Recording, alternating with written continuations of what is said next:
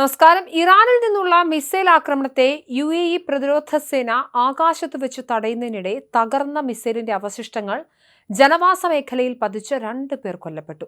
അബുദാബിയിലെ സൈഹ്വാൻ സ്ട്രീറ്റിലാണ് വ്യാഴാഴ്ച പുലർച്ചെ അപകടമുണ്ടായത്. സംഭവത്തിൽ 3 പേർക്ക് പരിക്കേൽക്കുകയും ഏതാനും വാഹനങ്ങൾക്ക് നാശനഷ്ടങ്ങൾ സംഭവിക്കുകയും ചെയ്തതായി അബുദാബി മീഡിയ ഓഫീസ് സ്ഥിരീകരിച്ചു. ഇന്ന് പുലർച്ചെ ഇറാനിൽ നിന്നുള്ള മിസൈൽ ഭീഷണി ഉണ്ടായപ്പോൾ UAEയുടെ അത്യാധുനിക വ്യോമ പ്രതിരോധ സംവിധാനം ഉടനടി പ്രതികരിക്കുകയുണ്ടായി. ശത്രു മിസൈലിനെ ലക്ഷ്യസ്ഥാനത്ത് എത്തുന്നതിന് മുൻപ് തന്നെ ആകാശത്ത് വെച്ച് തകർക്കാൻ പ്രതിരോധ സേനയ്ക്ക് സാധിച്ചു. എന്നാൽ അതിവേഗത്തിൽ സഞ്ചരിച്ചിരുന്ന മിസൈൽ തകർക്കപ്പെട്ടപ്പോൾ അതിന്റെ അവശിഷ്ടങ്ങൾ വലിയ ശക്തിയോടെ ചിതറിത്തെറിക്കുകയും താഴെ ജനവാസ മേഖലയിലേക്ക് പതിക്കുകയും ചെയ്തു.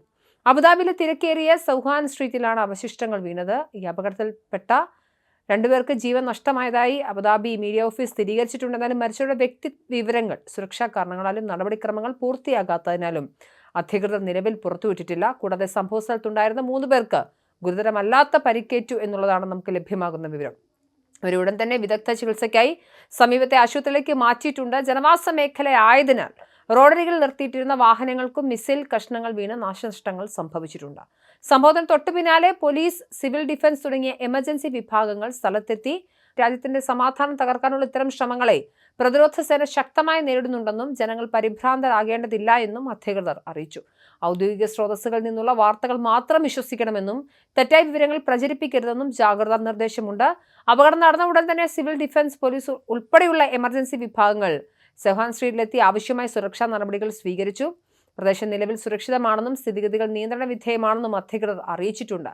ഇത്തരം പ്രകോപനങ്ങൾ നിലനിൽക്കുന്ന സാഹചര്യത്തിൽ ജനങ്ങൾ അതീവ ജാഗ്രത പാലിക്കണമെന്ന് സർക്കാർ വീണ്ടും നിർദ്ദേശം നൽകുന്നുണ്ട്. ഔദ്യോഗിക സ്രോതസ്സുകളിൽ നിന്നുള്ള വിവരങ്ങൾ മാത്രം വിശ്വസിക്കുക, സാമൂഹിക മാധ്യമങ്ങളുടെ തെറ്റായ വാർത്തകൾ പ്രചരിപ്പിക്കുന്നത് ഒഴിവാക്കണമെന്നും അബുദാബി മീഡിയ ഓഫീസ് അറിയിച്ചു. ഇന്ന് പുലർച്ചെ മുതൽ ഇറാനിൽ നിന്നുള്ള മിസൈൽ, ഡ്രോൺ ഭീഷണികൾക്കെതിരെ UAE വ്യോമ പ്രതിരോധ സംവിധാനം ശക്തമായ പ്രതിരോധമാണ് തീർക്കുന്നത്.